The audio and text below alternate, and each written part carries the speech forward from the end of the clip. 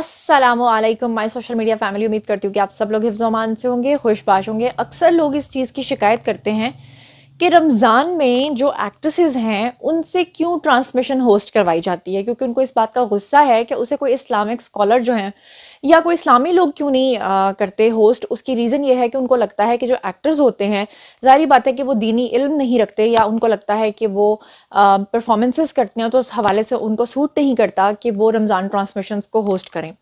इसी तरह से यानी कि लोगों को अगर लगता है कि वो एलिजिबल नहीं है ये जॉब करने के, तो बिल्कुल उसी तरह से लोग जो हैं वो इस बात पे भी बड़े हैरान होते हैं और फिर वही काम करते हैं। यानी कि एक्ट्रेसेस को बुलाते हैं आजकल और उनसे ये पूछते हैं, क्योंकि पाकिस्तान का इस वक्त ये सबसे हॉट टॉपिक है कि आपको याद होगा मैंने वीडियो भी बनाया था, अगर आपको नहीं पता तो यहाँ पर मैं लगा दूंगी उसका थंबनेल, कि साल 2022 में कौन कौन से पाकिस्तानी अदाकार हैं जिनकी तलाक़ी हुई, और वो तकरीबन गिन के 12, 13, 14 या 15 लोग बन रहे थे। यानी कि इस वक्त पाकिस्तान का हॉट टॉपिक ये है कि क्या वजूहात हैं जिसकी वजह से जो तलाक़ें हैं वो इतनी ज़्यादा स्पीड में हो रही हैं। पहले हॉलीवुड में कहा जाता था या वहाँ पे जो गोरे हो रहे थे उनकी जब शादी की तस्वीर आती थी तो एक मिसाल थी, कहा जाता था कि शादी की तस्वीरें बाद में आती हैं, तलाक पहले हो जाती थी। लेकिन अब तो लोगों के रिश्ते भी इंस्टाग्राम पे बन रहे हैं और लोगों की शादियां भी और तलाक़ें भी जो हैं वो जो ख़त्म हो रही हैं उसकी अनाउंसमेंट्स भी इंस्टाग्राम पे हो रही है। यानी कि गोया मुझे ये नहीं लगता कि वो कोई ऐसी ऐप है, बल्कि वो कोई डेटिंग या तलाक कराने वाली ऐप लगती है।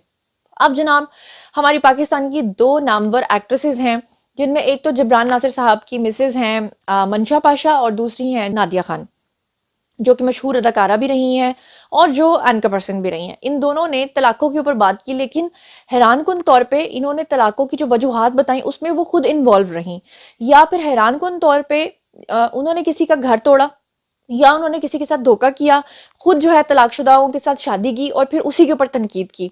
इसी पे आज हम बात करेंगे, और जब तक ये पब्लिक स्टेटमेंट ना देती और जब तक ये इंटरव्यूज ना देती तो शायद मैं इस पर बात ना करती, लेकिन अब क्योंकि उन्होंने ओपनली आके बात की है तो उस पर नैरेटिव देना मेरा हक है। सबसे पहले हम बात कर लेते हैं जी किसके बारे में बात करें। चलिए जी, पहले मंशा पाशा साहिबा के बारे में बात करते हैं।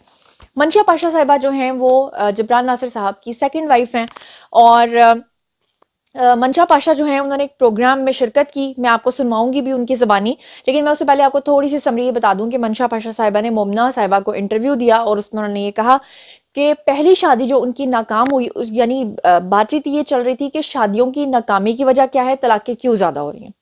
तो उन्होंने कहा कि तलाक़ें जो हो रही हैं और जो शादियां टूट रही हैं उसके पीछे जो सबसे पहली रीज़न उन्होंने बताई वो ये कि छोटी एज में शादियां नहीं होनी चाहिए।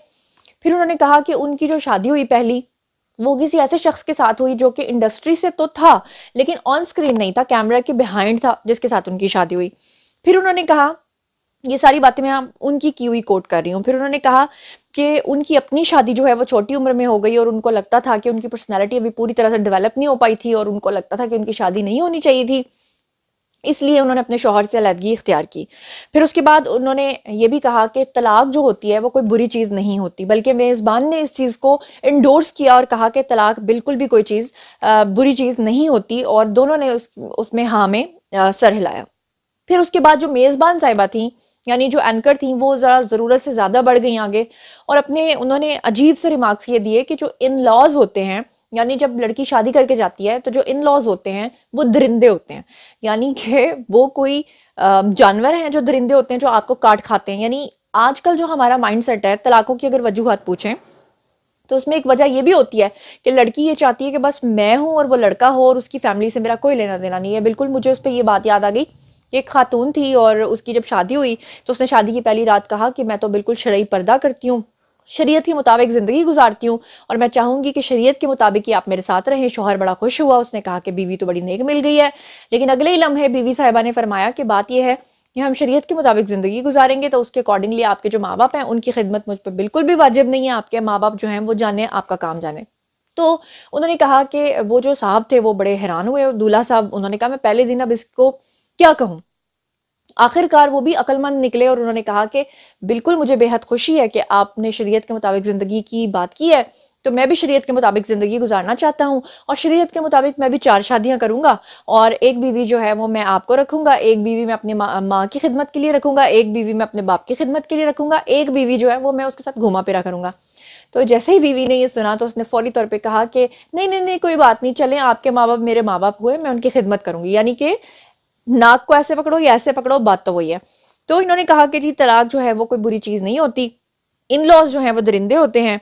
और ये भी फिर मंशा पाशा साहब ने साहिबा ने इस चीज़ को थोड़ा कंट्रोल करने के लिए ये कहा कि नहीं नहीं, वो फैमिली, जब आप लड़के के साथ शादी करते हो तो ऑब्वियसली आप उसकी फैमिली को के साथ भी करते हो। मैं जानती हूँ कि मैं थोड़ा सा इस तरह का रिमार्क्स दे रही हूँ, लेकिन उन्होंने बैलेंस करने के लिए इस चीज़ को थोड़ा सा ठीक किया। लेकिन साथ ही उन्होंने ये भी कहकर बैलेंस किया कि हम अपनी दोनों जो मियाँ बीवी हैं, हम अपनी पर्सनल बातें किसी को भी नहीं बताते, इवन कि हम जो हैं वो जो इनके माँ बाप हैं उनको भी नहीं बताते, और बहन भाइयों के साथ भी कोई बात शेयर नहीं करते, बस अपनी बातों को अपनी हद तक रखते हैं। जी, तो आप लोगों ने सुना है। यहाँ पे मैं मंशा से थोड़ा सा इख्तलाफ ये करूंगी कि जब आप किसी प्रोग्राम में शिरकत करते हैं तो आपका एक एक वर्ड जो है वो पूरी दुनिया के लिए होता है। तो अगर आपको लगता था कि सामने वाली जो शख्सियत हैं वो सही बात नहीं कर रही हैं, वो इन लॉज को दरिंदा कह रही हैं, तो आपको उन्हें इंटरप्ट करना चाहिए या कहना चाहिए कि नहीं नहीं, मैं इस बात से डिसएग्री करती हूँ। क्योंकि जब आप खामोश होते हैं तो आप उसमें नीम रजामंदी जाहिर करते हैं। अच्छा जी, अब बात कर लेते हैं नादिया खान साहिबा की।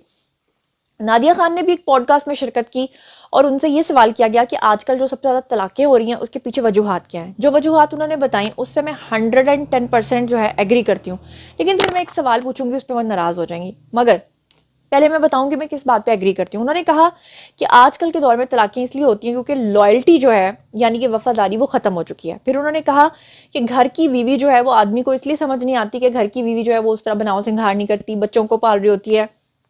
शौहर के बारे में उन्होंने कहा कि उसके पास जो बहुत सारी चॉइसेस हो गई हैं, पैसा आ जाए तो वो बाहर जितनी मर्जी लड़कियां रख सकता है, बंदिशें ख़त्म हो गई हैं। 90s के ज़माने का उन्होंने हवाला देते हुए कहा कि उस वक्त फ़ोन्स नहीं होते थे, उस वक्त लड़कियां जो हैं वो, मतलब फ़ोन्स तो होते थे मगर उस तरह से एक्सेस नहीं थी जैसे आजकल मोबाइल फ़ोन्स के दौर में है। और उन्होंने कहा कि पहले जो हैं उस तरह से अफेयर्स नहीं होते थे। आजकल उन्होंने कहा कि मेरी बहुत सारी शादीशुदा फ्रेंड्स हैं जिनके चक्कर चल रहे हैं शादीशुदा मर्दों के साथ, या अनमैरिड लड़कियों के चक्कर चल रहे हैं शादीशुदा मर्दों के साथ। और उन्होंने कहा, उन्होंने बहुत ज़्यादा तनकीद की उन्होंने ऐसी लड़कियों पे जो मौका परस्त होती हैं, ऐसी लड़कियों पे जो तलाकशुदा या ऐसे तलाकशुदा खुद होकर किसी ऐसे कमारे लड़कों को फंसाती हैं, या फिर उनके मुताबिक जो है ऐसे लोगों को के साथ अफेयर रखती हैं जो कि इस्लाम पूरी तरह से उसकी इजाज़त नहीं देता। यहाँ तक तो मैं उनके साथ टोटली अग्री करती हूँ। लेकिन फिर मेरा ये सवाल ये है कि नादिया खान ने भी तो एक ऐसे आदमी से शादी की ना जिनकी पहले से 2-3 बीवियां मौजूद थीं।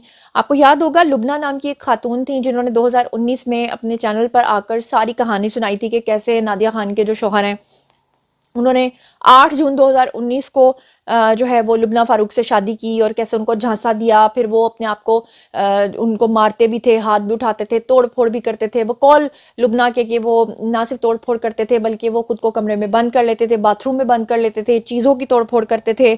और उन्होंने ये भी कहा था कि उनके साथ ज़हनी मसाइल भी थे। लुबना ने ये भी कहा था कि जो इनके जो पहले वाली एक और वाइफ थी, यानी कि उनका नाम शम्मा था, उन्होंने कहा कि जब मैं सेकंड शादी करने जा रही थी तो उस वक्त शम्मा ने मुझसे रब्ता करके कहा था कि इस शख्स से शादी मत करना, लेकिन मैंने उनकी बात नहीं मानी और उसकी सज़ा मैं आज भुगत रही हूँ। फिर उसके बाद लुबना ने इल्ज़ामात लगाए थे नादिया खान पे, जिसमें उन्होंने कहा था कि जब फिर वो नादिया खान के साथ इन्वॉल्व हो गए तो उन्होंने लुबना को तलाक दे दी। फिर लुबना को तलाक दे के आगे उन्होंने नादिया खान से शादी कर ली।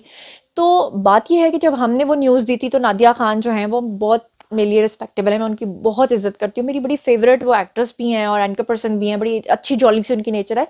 लेकिन जब हमने खबर दी तो वो बहुत ज़्यादा नाराज़ हो गई। उन्होंने मुझे पर्सनली कॉल करके भी कहा कि मैं FIA में चली जाऊंगी, मैं ये करूंगी, मैं वो करूंगी। तो मैंने कहा कि अगर कोई झूठी खबर हमने दी है, अगर आपकी वाकई शादी नहीं हुई है तो फिर तो आप हमें झूठा साबित करें और ज़रूर आप एप्लीकेशन दें, लेकिन अगर ये बात सच है तो फिर आप इस पर FIA जाना चाहती हैं तो ये मेरी समझ में नहीं आता।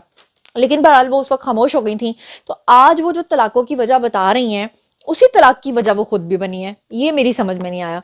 तो ये दोनों एक्ट्रेसेस ने अपना माजी खोला। अच्छी बात यह है कि वो करेजियस हैं, अच्छी बात यह है कि दोनों ने आके अपने दिल का हाल बयान किया, दोनों ने आके पब्लिक प्लेटफॉर्म पे बात की। लेकिन अब मैं आप लोगों से जानना चाहती हूँ कि आप लोग इन दोनों के बारे में क्या सोचते समझते हैं।